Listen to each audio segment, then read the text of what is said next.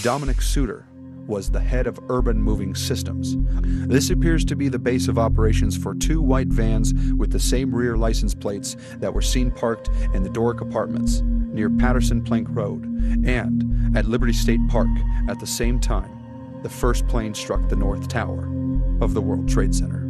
Few Americans know the story of the Israelis caught filming the World Trade Center before the first plane struck. CIA agent Robert Baer stated that it was confirmed that the Israelis were filming the World Trade Center before the first plane struck.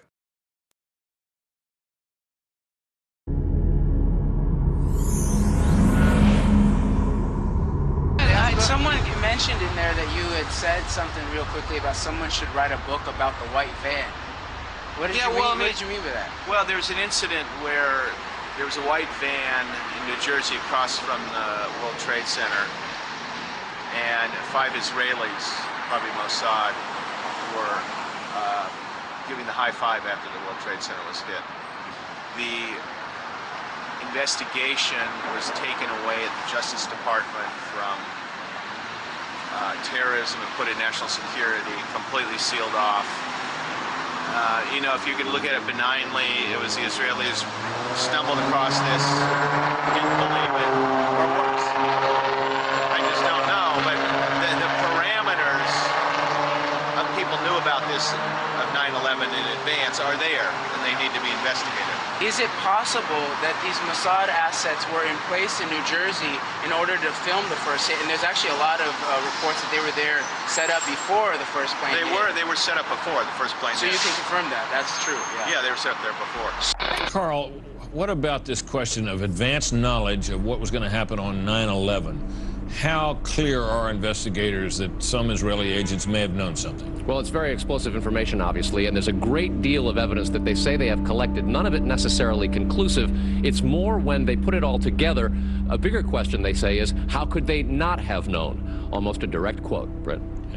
After the collisions, the Israelis were seen dancing, and police were called to the scene for suspicions of involvement in the attacks.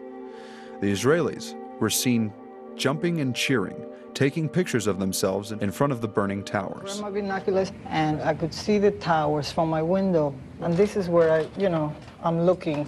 And all of a sudden, down there, I see this van park.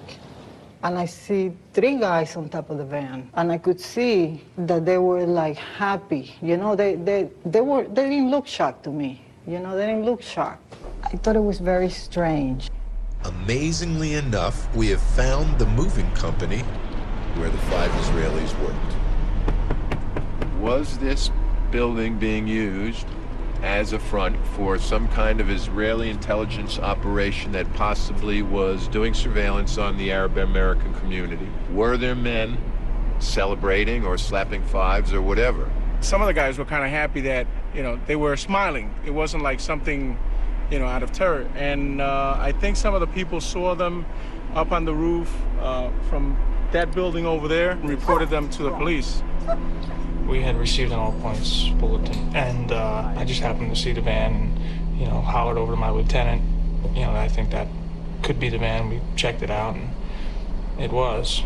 We were all on edge, obviously, so I really wasn't looking to make friends with these people, and neither were the officers that I were with. Once we started talking to them, they were pretty much like, hey, we're not against you, we're with you. The Israelis were, for a moment, in the gossip spotlight in Israel and were invited on an Israeli talk show.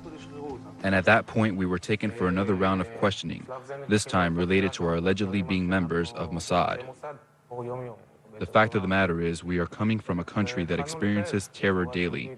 Our purpose was to document the event.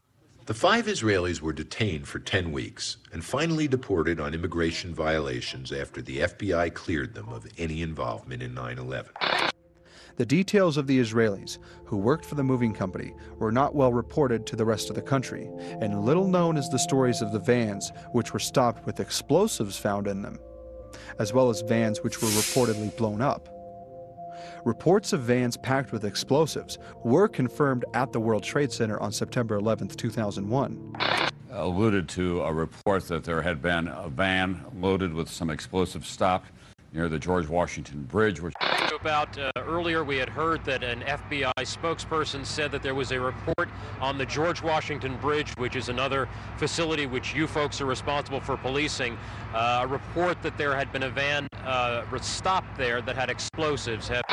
2 or 3 men arrested on the New Jersey Parkway. Deborah, can you hear me now? Yes, I can. That is the information that I'm getting from 2 sources, that there was a van either on the New Jersey Turnpike or the Garden State Parkway, and that it was near the George Washington Bridge. There were 2 or 3 men who were in the van. The van was pulled over. It is not clear why the van was pulled over, but when it was, law enforcers found tons of explosives inside of the van. Now, WCBS TV News in New York is reporting 2 people arrested by the FBI in a truck with explosives under the George Washington Bridge. The DW Bridge spans the Hudson River connecting New York City and New Jersey. Do you know anything about those extra explosions we heard? No, I do not. Were they car bombs? I have no idea, ma'am. Are you being told that we're going to have to move out of this area as well? I was not told anything relative to that. What about the sewers? Are they looking for bombs in sewers? All non-essential personnel. That's all I can tell you. Okay, obviously. Mayor Rudy Giuliani now speaking again. I'm hopeful that we'll be able to rescue some more people. I have no idea how many others, but at least there's some hope that we'll be able to get some people out. We have been able to get 2 people out who have been identified as Port Authority police officers. And word late tonight that 2 suspects are in FBI custody after a truckload of explosives was discovered around the George Washington Bridge. That bridge links New York to New Jersey over the Hudson River. Whether the discovery of those explosives has anything to do with other events of the day is unclear, but the FBI has 2 suspects in hand, said the truck load of explosives, enough explosives were in the truck to do great damage to the George Washington Bridge. But they arrested the 2 suspects and they're questioning them as we speak. It was this evidence that caused the agency to speculate that a van packed with explosives was parked in the garage, which was also detonated to help weaken the structure.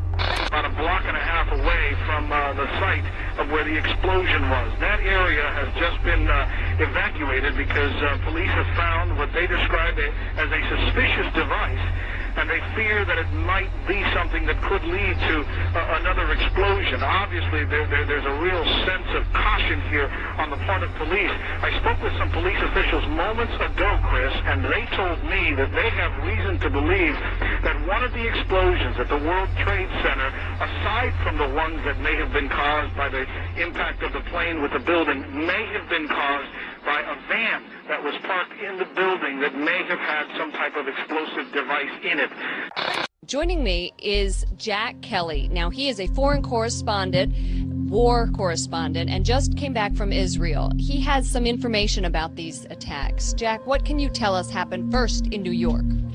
Apparently what appears to happen was that at the same time 2 planes hit the building, that the FBI most likely thinks that there was a car or truck packed with explosives underneath the buildings, which also exploded at the same time and brought both of them down. Now, that's the first time we're hearing that. So 2 planes and explosives that were in the building, is that correct? That is the working theory at this point. I've heard reports of secondary explosions after the aircraft impacted, whether in fact there wasn't something else at the base of the towers that in fact were the coup de grace to bring them to the ground.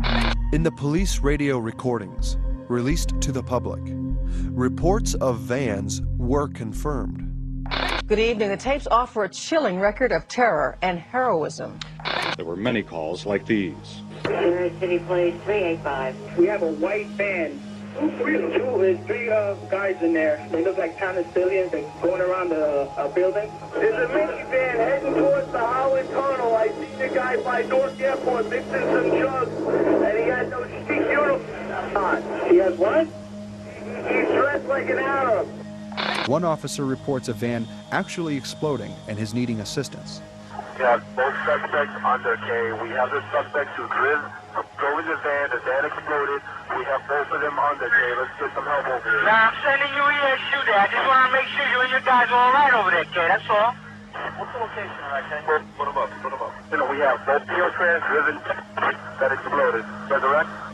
Hillary, No, I gotta go. They're pulling him away. And let me tell you what's happening. They're pulling him away. They're taking away Lieutenant Sam Esposito, who quickly. was an off-duty officer just now. Ladies. A paper block away, came running out of the office when he saw what was happening.